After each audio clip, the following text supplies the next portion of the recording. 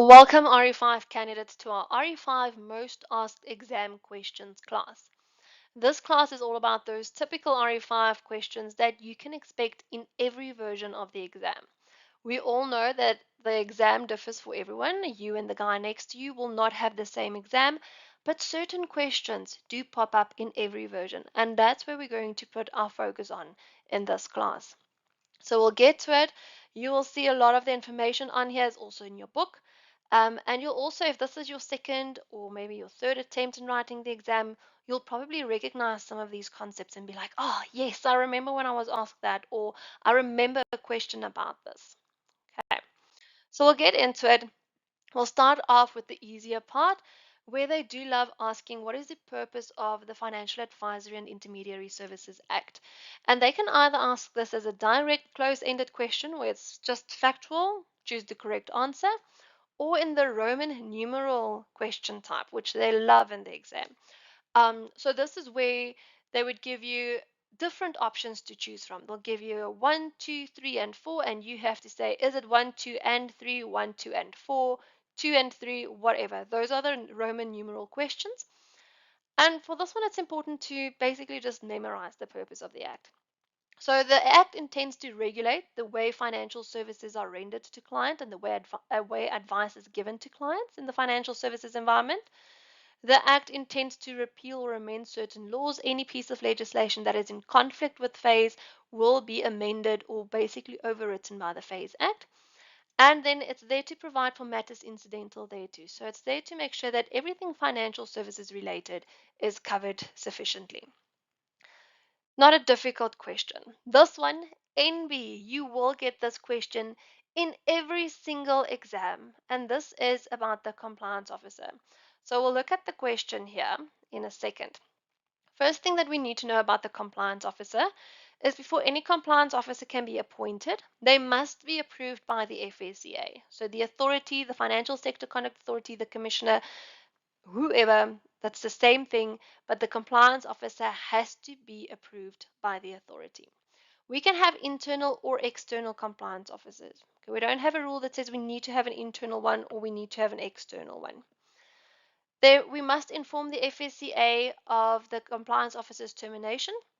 And in this specific case, the compliance officer themselves, let's call it a him just to make it easier, the compliance officer himself has to inform the commissioner of the termination of the business relationship between himself and the FSB. So if the FSB ever fires the compliance officer or they will just no longer be in a business relationship, the compliance officer has to inform the commissioner that the business relationship has been terminated.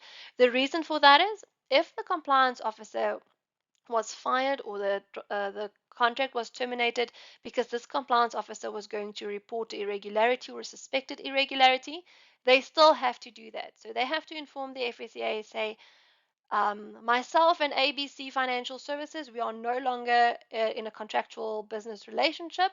The reason, therefore, was that I was going to report them for practicing undesirable business practices, and then they still have to basically snitch on that FSB. Then, this is the important one, and this is the one that you will 100% you will get this question in the exam. When must a compliance officer be appointed? So the moment the FSB has more than one key individual or one or more representatives, that's when we need to appoint a compliance officer. So let's have a look at the question. The question says Wealthfund 412cc is an FSB with two key individuals and no representatives. Is a compliance officer a requirement? In this scenario, the answer is yes. Yes, a compliance officer is required. So let's look at when is a compliance officer not required. If we have no representatives and only one key individual, then no compliance officer is required. If we have one representative and one key individual, then yes, we do need a compliance officer. Why? We have a rep, which means business is happening because the only person allowed to render financial services directly to the client is the representative. So the moment we have a rep, we need to have a compliance officer. In scenario 3, we have 0 reps, but we have 3 key individuals. And it says, yes, again, we do need a compliance officer. Why? The moment we have more than one key individual, regardless of whether we have representatives or not, we need to appoint a compliance officer. The FSCA is curious. They want to know, why do you have three key individuals even though you have no representatives? What's going on here? Give me some clarity. And that's what it's all about. So this is an NB. You will get this question in the exam. Next important things to remember, FSB licensing requirements. So we need to make sure that we understand every FSB has to comply with standard conditions to keep their license.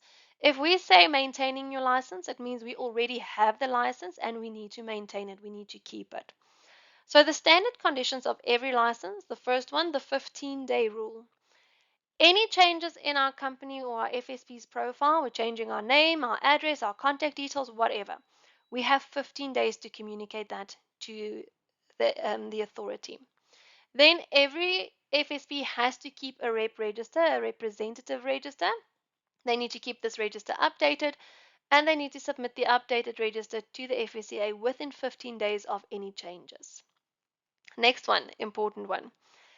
Every FSB must have a key individual at all times. There is no scenario where an FSB is allowed to continue business without an approved key individual. Our fourth standard condition says the name must correspond with the legal name. Basically, what it says is if we ever change our company's registered name, we're changing our name from ABC Financial Services to 123 Financial Services. We need to request an amended license, not a new license. We don't have to reapply for a license. We just need to request an amended license. It says that whatever we have our name on our registration documents, our company registration documents, that has to reflect on our FSB license as well. And then the last standard condition, we are only allowed to sell products of authorized FSBs or insurers. So we're not allowed to sell a financial product if our product supplier is not an authorized FSB or insurer. So the question says, if FSBA sells a product from FSBB, and FSB's product is not authorized, does it influence FSBA's compliance? Yes, it does, even though FSBA has nothing to do with FSBB's product authorization.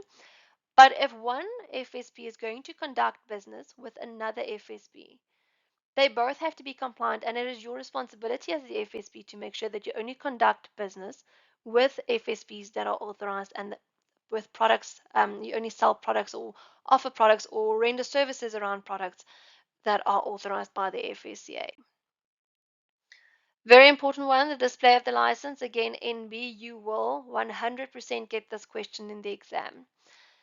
It says in the Act that a certified copy of the license must be displayed in a prominent and durable manner within every business premises of the FSB. So they can play around with this sentence. A certified copy, it is always a certified copy, never the original. Why? Because the original is kept at the offices of the FSCA. The FSB will never get the original. The FSB is allowed to request as many certified copies from the FSCA as they require, but they do pay for every copy. Any possible answer in the exam that says that the original must be kept in a safe place and a certified copy must be displayed, or the original must be at the head office of the FSB and certified copies must be everywhere else. That is wrong. You will never have the original. The original stays with the commissioner, with the authority, with the FSCA. This is also a fraud prevention method because now if you walk into a financial service provider's office and you see their license and it has been certified by the local police station or an accountant or a lawyer or whatever, then you know it's not real because only an official from the FSCA can certify it.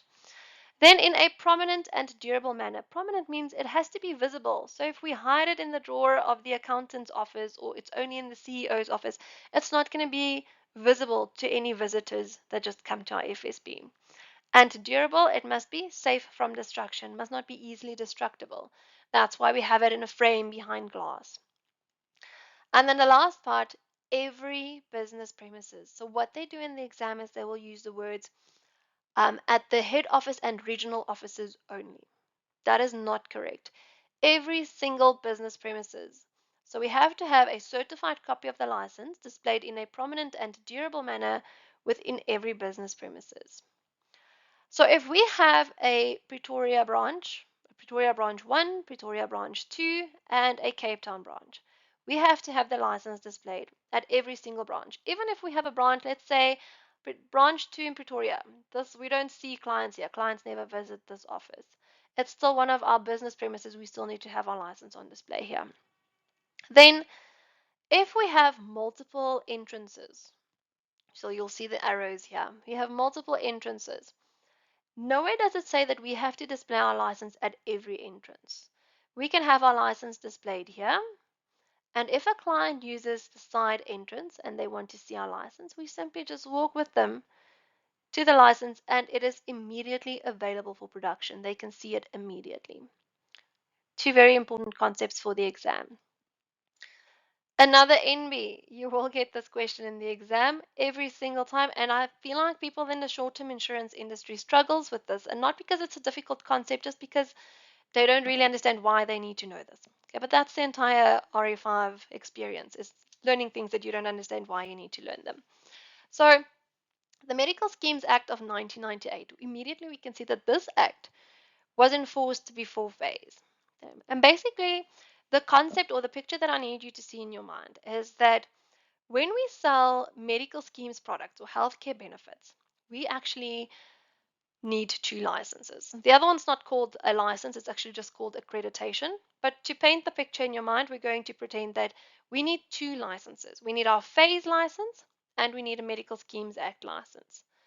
So the requirements to get your Medical Schemes Act accreditation is exactly the same as the requirements for your phase license.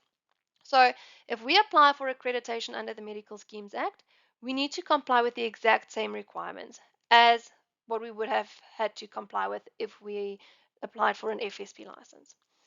Because of this, it says in the Act that if you have the one, you will by default get the other. So if we apply for a medical schemes accreditation and it is granted, our FSB license will be granted by default.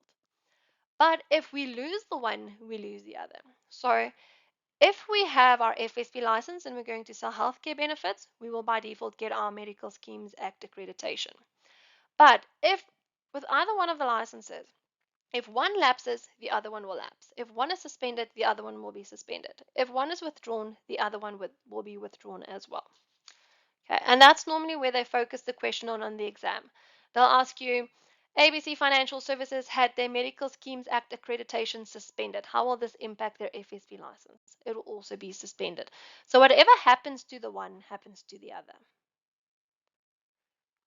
Undesirable business practices, you can expect at least about 3 questions in the exam on this topic. So, undesirable business practices are business practices that have been declared undesirable by the commissioner. Once he has declared something as undesirable, it will be published in the government gazette. And this is normally where the confusion comes in. If it is published in the government gazette, it immediately becomes undesirable. It immediately becomes unlawful to continue with this business practice. 21 days to respond. This is just because we're a democratic country and any new rule, they have to legally, the Constitution says that the general public must get the opportunity to respond to this publication. During the 21 days, it is still an undesirable business practice. You are still not allowed to continue with it. It just gives you 21 days to give your opinion about it if you wanted to, but you have to comply immediately. If you did not comply immediately, and obviously your compliance officer will report this to the FSCA, say that 123 Financial Services, they're not compliant with the undesirable business practices, they continued with the practice after it has been declared undesirable. This is where the FSCA will give you 60 days to rectify any of the financial damages that you have caused. If you did not rectify it, or if you do not rectify it within 60 days, then we'll look at your license going into suspension or maybe being withdrawn depending on the seriousness of the offense. Currently, any business practice that is likely to prejudice the interest of clients or discriminate against clients, any business practice that harms the relationship between role players, any business practice that deceives clients or unfairly affects the client will be seen as an undesirable business practice. So it's not very specific, but anything that will fall under one of these 4 categories will be seen as an undesirable business practice. The phase penalties, not a difficult concept to understand, but such an easy trick for them to use in the exam to confuse you.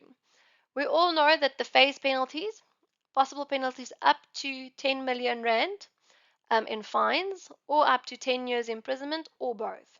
That's why we have the and or here. So these are the possible penalties. Possible penalties are up to 10 million rand, up to 10 years imprisonment, or both. The maximum penalty is both. So in the exam, if they ask you for what are the possible penalties under the FASE Act, you will look at either this one, or both. Those are possibilities. But the maximum penalty will be 10 million rand and 10 years imprisonment. So just keep an eye out for that in the exam. Are they asking you about possible penalties, or are they asking you about maximum penalty? Because it's not going to have the same answer. It's an easy trick that they have worked into the exam. Key individuals, so we just need to know two magic words that go with the term key individual: manage and oversee. So the key individual is there to manage and oversee all of the phase related business of the FSB. And normally in our workshops, I explain the key individual as this guy. I normally say he's a warrior and he holds a shield. This is a shield. There we go. And this is how he protects the license, with the shield. And this is how he manages and oversees the phase related business. He implements policies and procedures to protect the license, to make sure that the FSB is compliant. They are not allowed to work under supervision, and they must be approved by the FSCA. An important thing that they love asking in the exam is, how will the representative be influenced if a key individual is no longer fit and proper? So if an organization, FSB, only has one key individual, and that key individual no longer complies with fit and proper requirements, by default, the FSB's license will be suspended because they do not currently have a key individual.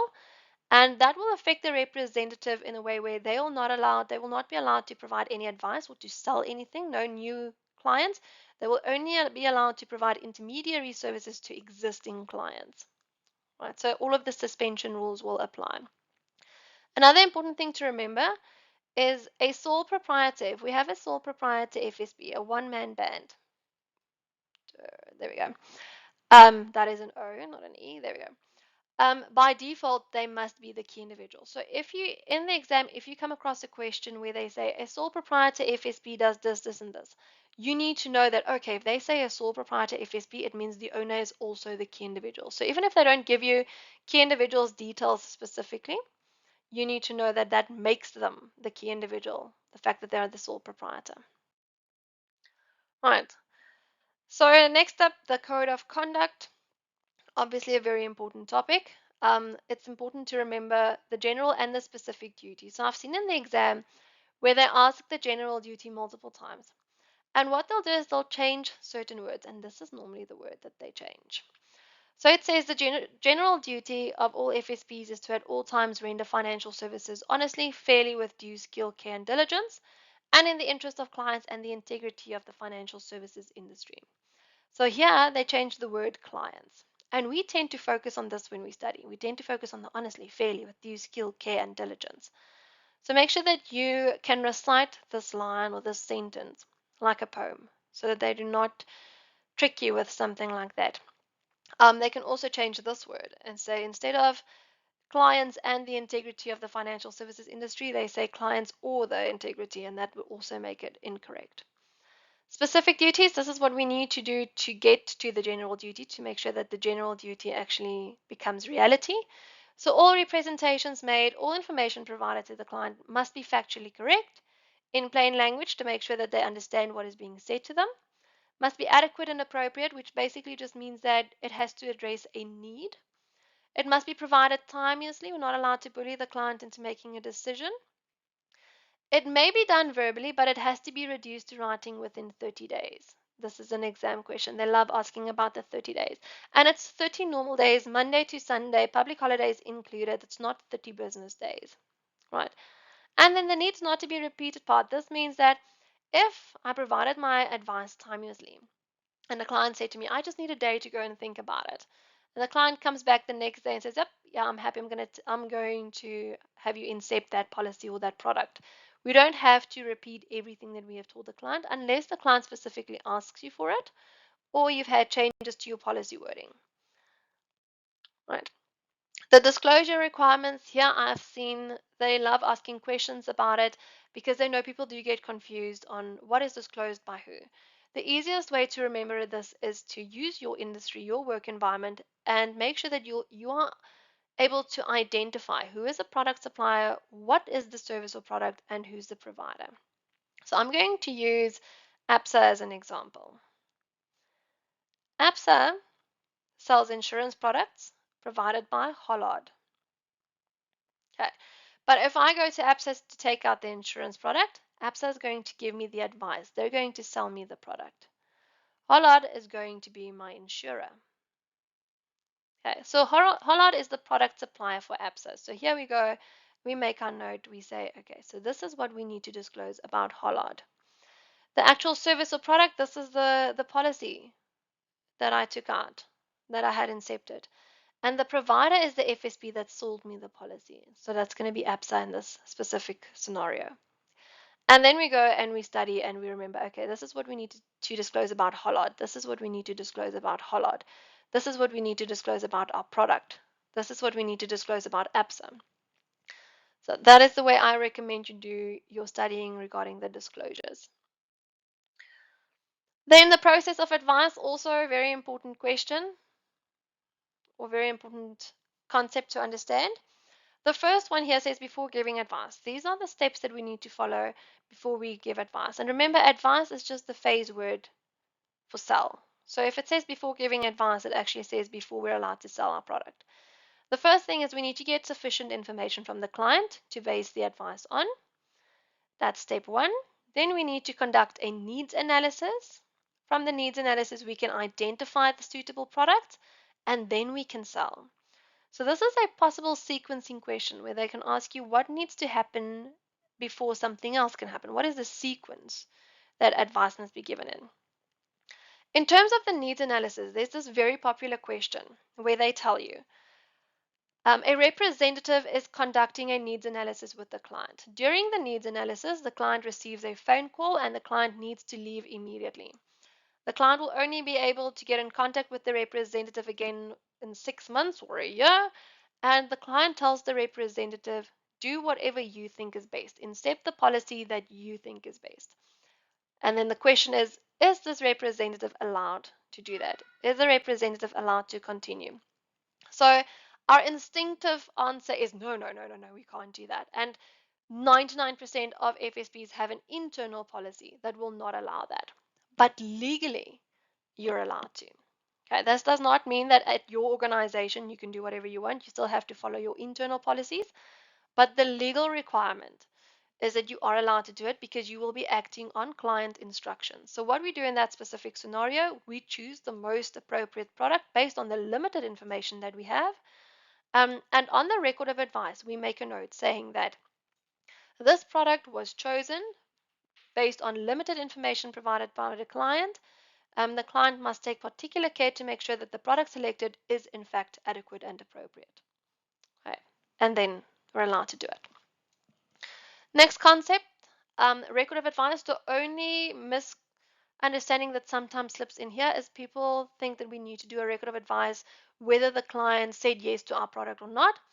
A record of advice, again, we need to look at the word advice. Advice is the phase word for sell. So it's record of sale, basically. So if a financial product was not sold, the record of advice is not a legal requirement. Okay, so if I gave someone recommendations and they looked at my recommendations and they said, no, thank you, I'm not interested.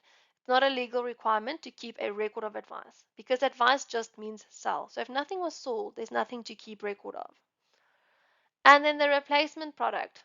If we have a product that is being replaced, so the client already has, let's use medical aid as an example.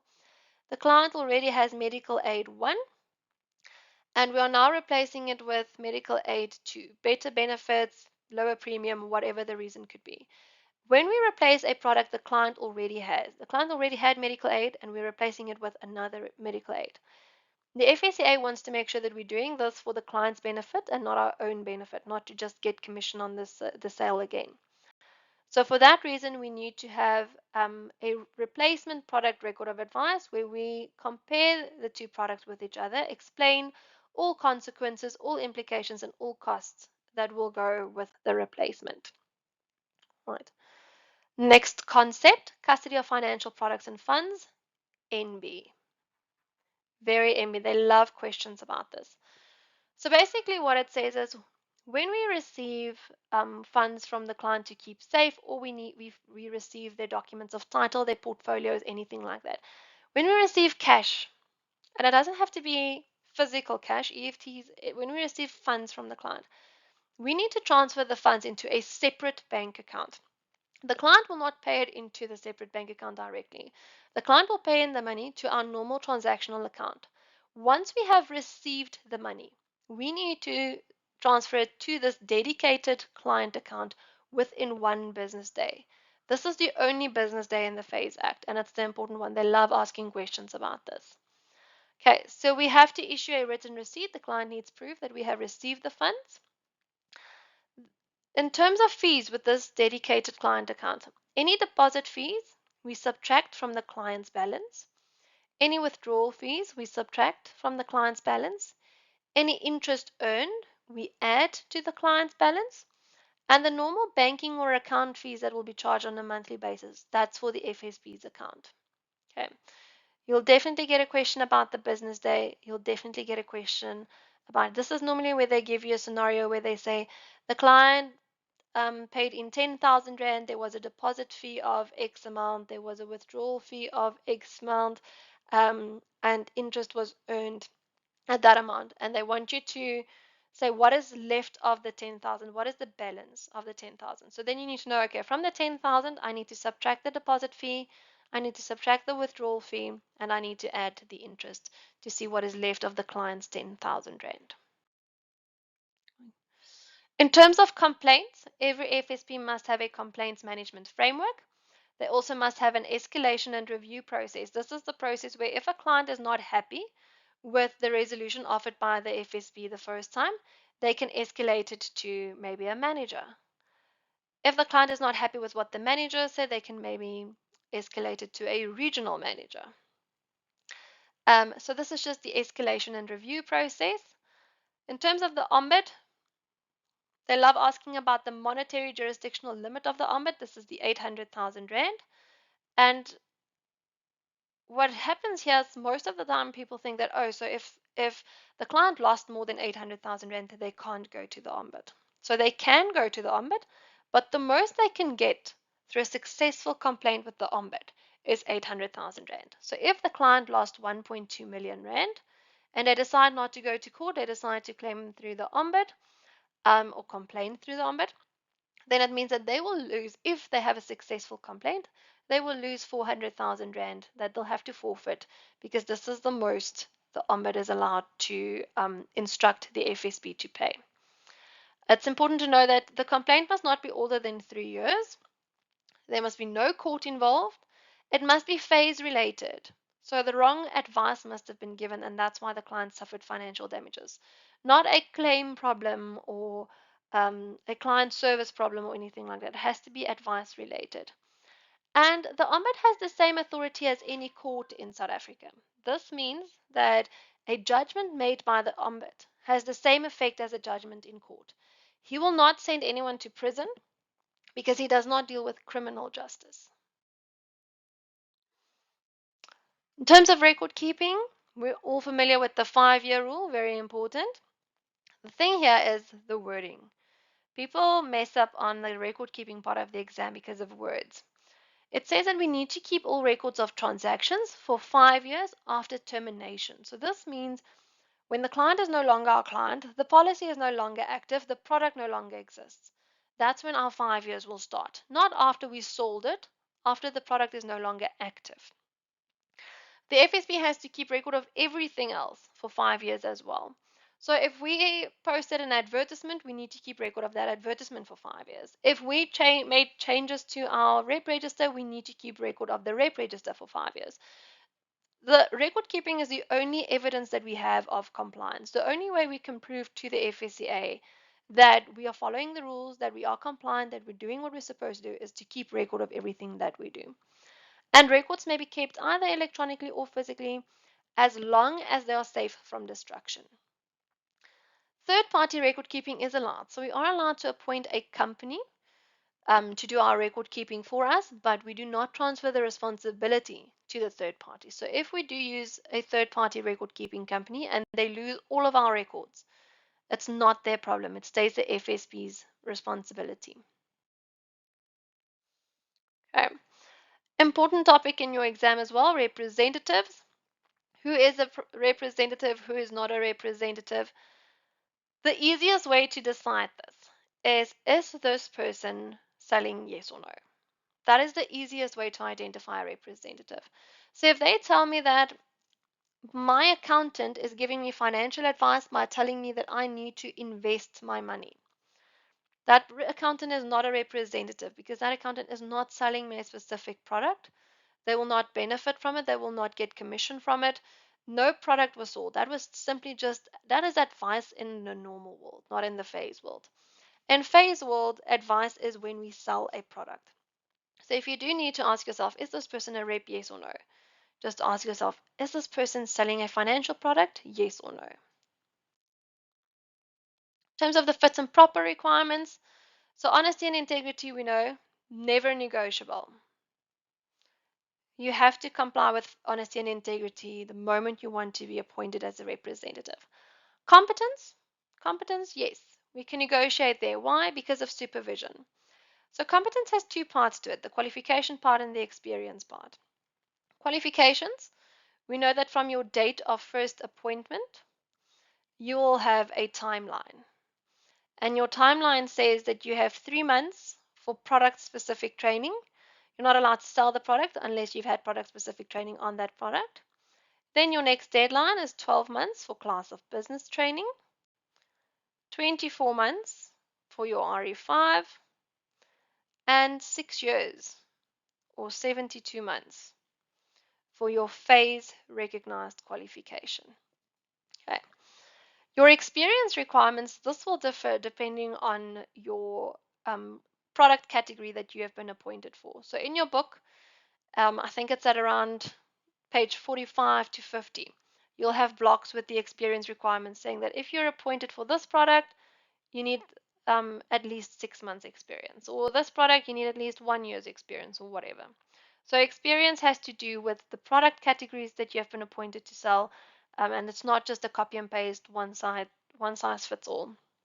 CPD, continuous professional development, becomes a requirement once you're done with all of your qualifications, not necessarily your experience. So that means someone can still work under supervision and have to comply with CPD. So I like saying that, remember, with everything that we do here, qualification-wise, we get a certificate. If I do my class of business, I get a certificate. If I do my RE5, I get a certificate. Once you're done with your qualifications, that is when CPD becomes a requirement. The CPD cycle from the 1st of June to 31 May every single year, and you'll either have to do 6, 12, or 18 hours. So 6 hours is one class of business, one product category. 12 hours, one class of business, or 2 or more product categories. And 18 hours is anything where you have 2 or more classes of business. 18 hours by default. Okay.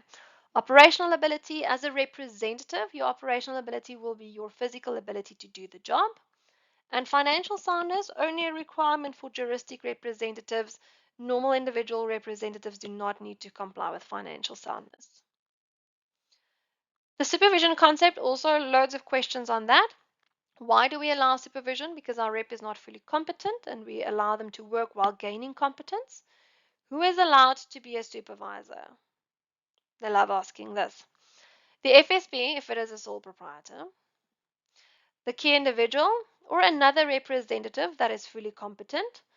But the rule says the person must be fully competent in the same product categories that they will supervise for, which means that if I have a representative working under supervision in the product category short-term insurance, subcategory A1, And I'm going to appoint a representative that is fully qualified to supervise this rep under supervision. They need to be fully qualified in the exact same product category.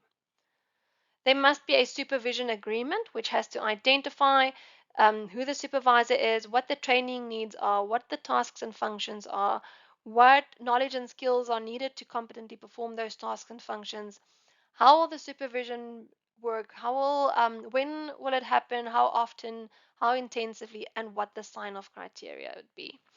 And NB, we need to disclose to clients that we are rendering services under supervision if we are. In terms of debarment, we have two main reasons for debarment. First one, honesty and integrity or competence.